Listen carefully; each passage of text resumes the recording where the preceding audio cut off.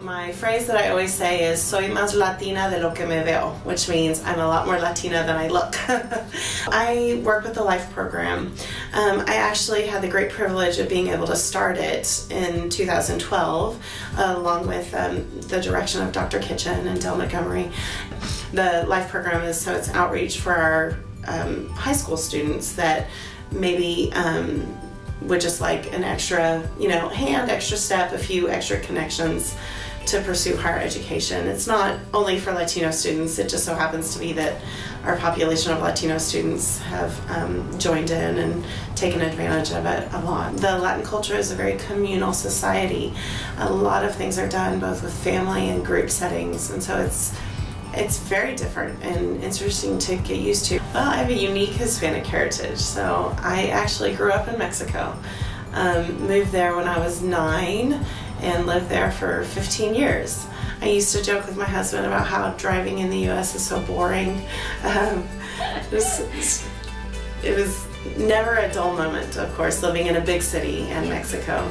I can remember one of the first few days we were in the city and we were traveling from, across town, and there were a bunch of us piled into a taxi cab, and, as a kid I was sitting on, someone's lap, and we were all just piled in there real tight, and the taxi driver sneezed.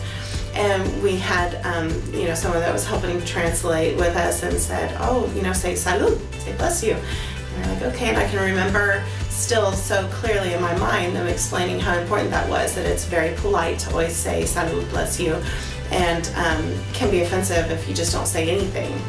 And it's always stuck with me because here in the U.S., a lot of times people sneeze and nobody says anything. And there's always part of me that's looking around like, that's strange. Food is such a big part of the culture, just the cooking process of the food and just eating the food. And here, it feels like for Thanksgiving, you spend hours upon hours cooking a meal, and then you sit down and you're like, okay, done, and start cleaning up, and it seems to just be so fast.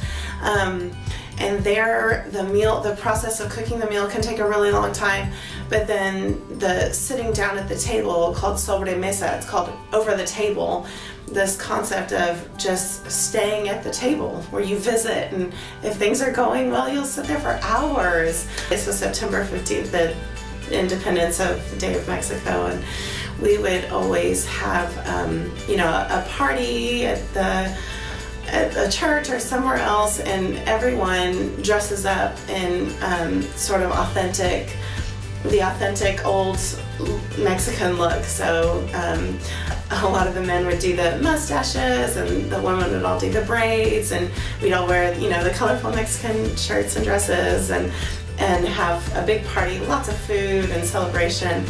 And then downtown, the center of each city and a small town in Mexico has what's called el grito, which is the yell.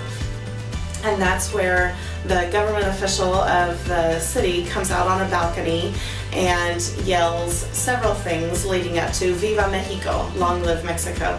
And the interesting thing about that is so many people crowd into the Zócalo, the square, and it's just completely packed. You can't, even move.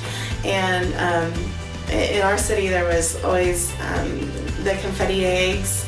So you hollow out an egg and you put confetti in it and put some paper over it, and there's confetti eggs flying everywhere, and everyone's yelling, and there's music, and it's a great time. The Mexican culture is very warm and happy and real joyful, and I think that just radiates throughout everything that's done throughout the culture, and I just absolutely love that.